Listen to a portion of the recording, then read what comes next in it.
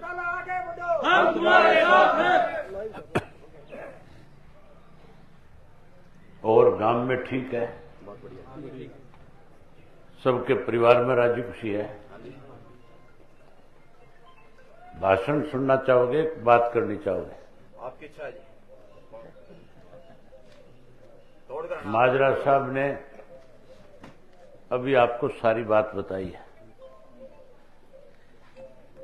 Bharatiya Janata party का राज बनने के बाद इस 10 साल में किस किस्म के हालात इस देश में प्रदेश में रहे। अगर मैं उन्हीं बातों का जिक्र करूंगा तो बहुत लंबा टाइम लग जाएगा। आगे और भी 10-11 गांव के कार्यक्रम है, काम का समय है, फुर्सत है ही नहीं लोगों के पास। मोदी जी ने एक नया नारा दिया है और ये कहकर के वोट मांग रहे हैं भाजपा के लोग कि मोदी की गारंटी के ऊपर वोट दे दें। ये नहीं बताते मोदी जी की गारंटी किस बात की है। 3 गारंटी मोदी जी ने 2014 के चुनाव में लोगों के सामने दी थी। गारंटी तो कई सारी थी, लेकिन 3-4 महत्वपूर्ण थी जिनसे लोग प्रभावित हो रहे थे, जिनसे लोगों ने भाजपा को वोट दिया और जिताया। सबसे पहले कहा था कि अगर हमारा राज बन गया तो कांग्रेस के लोगों ने जो धन इस देश से लूट करके विदेश के बैंकों में जमा कराया वो सारा पैसा वापस ले आऊंगा। और लोगों से आह्वान किया था कि बैंकों में खाते खुलवा लो, सबके खाते में 15-15 लाख रुपए दूंगा। नारा बहुत बड़ा था, बहुत बड़ा वायदा था। हर आदमी ये मान के चलता था कि अगर 15-15 लाख रुपए खाते में आ जाएंगे तो कर्ज मुक्त हो जाएंगे। 10 साल बीत गए, कोई पैसा किसी के खाते में आया क्या? कोई पैसा नहीं आया। ये गारंटी तो फेल होगी कि नहीं होगी मोदी की? दूसरी गारंटी करी किसान के साथ कि एमएसपी का कानून बनाऊंगा। माजरा जी ने बहुत विस्तार से बताया कि किस तरह से 3 काले कानून बना दिए थे, कितनी परेशानी लोगों के सामने आई। किसान 13 महीने तक बॉर्डर पे बैठा रहा। हर तरह के मौसम आए, कोरोना भी आया, कोरोना के साथ साथ गर्मी, सर्दी, चौमासा, लेकिन 750 किसानों ने शहादत भी दी। मुझे भी इस्तीफा देना पड़ा। और 13 महीने के बाद ये बात समझ में आई कि किसान मर तो सकता है, लेकिन घर वापसी तब तक नहीं करेगा जब तक ये काले कानून खत्म नहीं हो जाए। आखिर माफी मांगनी पड़ी, कानून खत्म करने पड़े। एमएसपी की गारंटी देकर के लोगों की घर वापसी कराई किसान की। तीसरा वायदा किया था पढ़े लिखे नौजवान बच्चे जो खड़े हैं इनके साथ कि 2 करोड़ बच्चों को नौकरी देंगे, रोजगार देंगे, हर साल देंगे। 10 साल बीत गए, 20 करोड़ बच्चों को रोजगार नौकरी मिलनी चाहिए थी कि नहीं मिलनी चाहिए थी? अगर 20 करोड़ को मिलती तो सारसा गांव के हिस्से में नौकरी आती कि नहीं आती? फिर यहां भी आनी चाहिए थी। हमारे यहां नौकरी नहीं दी किसी को। हमारे यहां तो हालात इस किस्म के 10 साल में कर दिए कि पढ़ा लिखा बच्चा जो है उसको सरकार से विश्वास उठ गया, वो अपनी जमीन बेचता है, मां बाप को कहता है मुझे इस देश में नहीं रहना, यहां कोई नौकरी नहीं है, रोजगार नहीं है, मैं विदेश जाऊंगा। आज कोई गांव हरियाणा का ऐसा नहीं है जिस गांव से 100, 50, 150, 200 बच्चे ना चले गए। सारसा बड़ा गांव है, यहां से कितने बच्चे गए? 700 बच्चे चले गए। यहां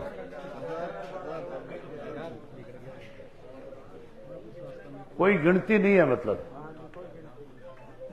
कोई दिन ऐसा नहीं होता होगा जिस दिन एक आधा बच्चा विदेश ना जाता होगा आपके गांव से। हर रोज जाते होंगे।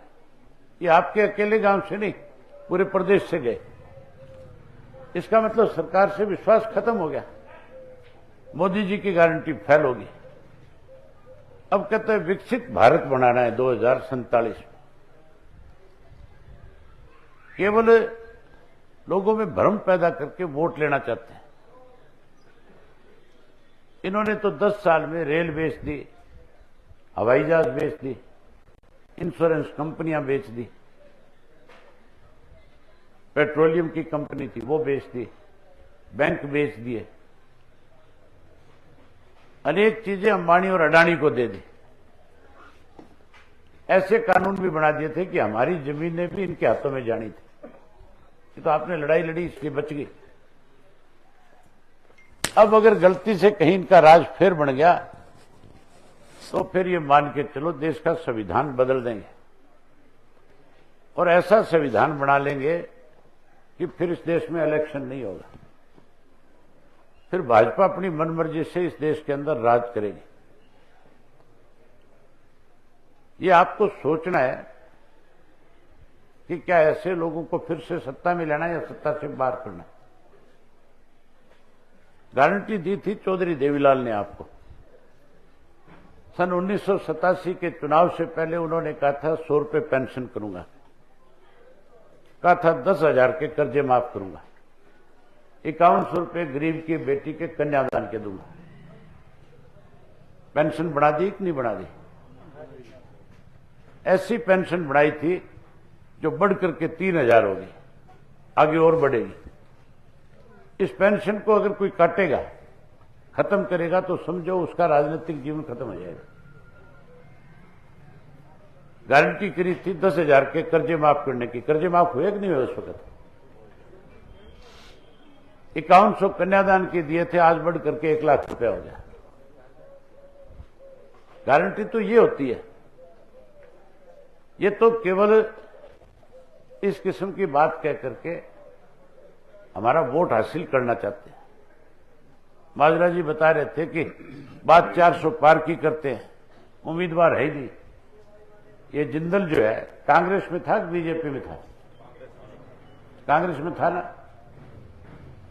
और 10 साल पहले आपके यहां ये कह करके चला गया था कि मैं आज के बाद राजनीति नहीं करूंगा, मैं तो अपना बिजनेस करूंगा, इस राजनीति में मेरा नुकसान होता है। अब इससे पहले पैसे लिए, अरे इनके पास उम्मीदवार था नहीं, ये पैसे वाला था, इसको कहा जा करके चुनाव लड़। इसने मना किया तो कहने लगे फिर तैयारी कर ले, ईडी वाले आ जाएंगे, फिर तो तिहाड़ में जाना पड़ेगा, केजरीवाल के साथ रहना पड़ेगा। तो ये तो डर के मारा फिर मजबूर होकर के चुनाव लड़ने के लिए आया। हैरानी की बात नहीं है। ये जिंदल हेलीकॉप्टर में फिरता था ना, हेलीकॉप्टर में आता था कि नहीं आता था? तुम्हारे हवाई जहाज और हेलीकॉप्टर वाला है। परसों चौथे की वीडियो देखा मैंने, इन बीजेपी वालों ने इसके कंधे के ऊपर भी बोरी रखा दी, बोला पल्लेदार बन जाए। पल्लेदार बना दिया कि नहीं बना दिया? एक और जो कैंडिडेट है मेरे सामने चुनाव लड़ा है, सुशील गुप्ता, हजारों करोड़ का आदमी है।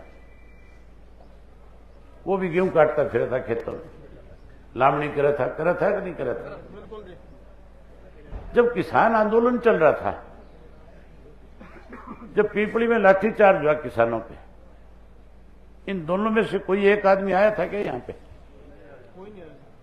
किसी ने एक दिन भी ये कहा कि किसानों के साथ गलत हो रहा है? 5 साल राज्यसभा का मेंबर रहा, एक दिन भी राज्यसभा के अंदर किसान की बात नहीं करी, हरियाणा के लोगों के साथ क्या रहा इसके बारे में चर्चा नहीं करी, या कोई चर्चा करी कभी?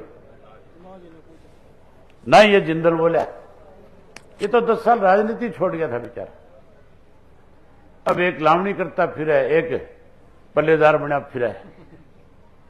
ये काम तो मैं तो कर सकता हूं, इनके बस का थोड़ा ही है। मैंने उन दोनों से कहा है कि अगर तुम सही में किसान के घर में पैदा हुए हो और अगर किसान के हितैषी हो तो एक दिन सारा दिन मेरे साथ गेहूं काट के बिता दो। मगर सारा रंग रूप भाषा सब कुछ बदल जाएगा, तुम छोड़ के अपने आप भाग जाओगे यहां। इस तरह की नोटंकी करके लोगों को गुमराह करना चाहते हैं। यहां गांव में आते हैं, वोट मांगते हैं, कहते हैं कि अभय सिंह तो वोट काटने आया है। मैं वोट काटने वाला हूं कि थारा हितैषी हूं। विधानसभा के अंदर तुम्हारी लड़ाई किसने लड़ी है? और विधानसभा के बाहर तो फिर ये क्या मांगा है? फिर इनको अभी यो पवन क्या था, बोले गांव में आ जाए तो इनके साथ ठीक व्यवहार करियो। ठीक व्यवहार वाले आज लोग है क्या है? तो ये बात कहां से सीखा है? जिन्होंने थारे साथ इतनी बुरी कर रखी है, जिन्होंने 13-13 महीने तुम्हें घर बार परिवार खेत सब छुड़वा दिया, आंदोलन करने के लिए मजबूर कर दिया, वो यहां के वोट मांगा है, तो इसका मतलब हमारे से कमजोर लोग नहीं है। फिर उनको उसी भाषा में जवाब देना चाहिए जिस भाषा में उन्होंने हमारे साथ बर्ताव किया।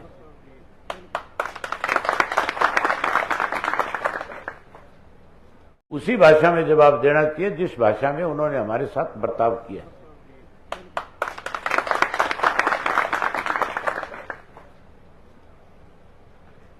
अपने और पराये की पहचान करो। 10 साल हुड्डा मुख्यमंत्री रहा, तुम्हारे गांव में आया कभी? बड़ा गांव है, सरस आया होगा एक आधी बारी, कुछ दे गया कि ले गया थारे गांव से? कह के गया था बना दूंगा, बनाया नहीं। अरे इस खट्टर को तो मेरी ख्याल है सरसा गांव की सड़क का ही बेरा नहीं होगा।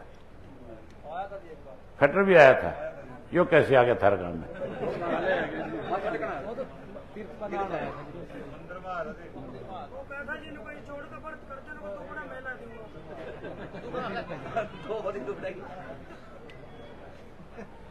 और चौधरी देवीलाल कितने बारी आए?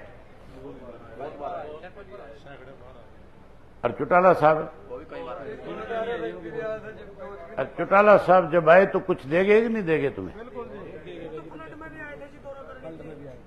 चौटाला साहब बहुत कुछ देंगे इस गांव को। 20 साल इनका राज रह दिया, इतने 20 साल में कुछ नहीं दिया। और चौधरी देवीलाल ने, चौटाला साहब ने आपको जो गांव के लोगों ने खड़े होकर मांग लिया वही दे दिया। मैं भी आया कि नहीं आया तुम्हारे गांव में? मैं भी कई बार आ लिया, अर्जुन भी आ लिया होगा। अरे ये दोनों बाणिये मेरे सामने लड़ाई में से आया था कोई? है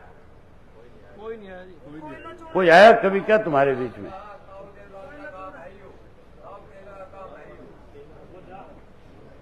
तो फिर ये समझने की जरूरत है भी तुम्हारा कौन है। ये जिनसे कहना मैं वोट काटना आया हूं, मैं वोट काटने नहीं आया, मैं इनकी रांद काटने खातिर आया हूं। तुम मेरा साथ दोगे कि नहीं दोगे? बस तो साथ दोगे तो मैं इनकी रांद काट दूंगा और तुम्हारी आवाज जो है लोकसभा में और बहुत मजबूती के साथ उठाऊंगा। 1 तारीख को फार्म भरूंगा, कुरुक्षेत्र में 11 बजे आपने आना है। आप 1 तारीख ने सरसा से ज्यादा संख्या में आ जाओ, इनकी रांद अपने आप ही कट जाएगी। आ जाओगे सारे? ठीक है, बहुत धन्यवाद सर।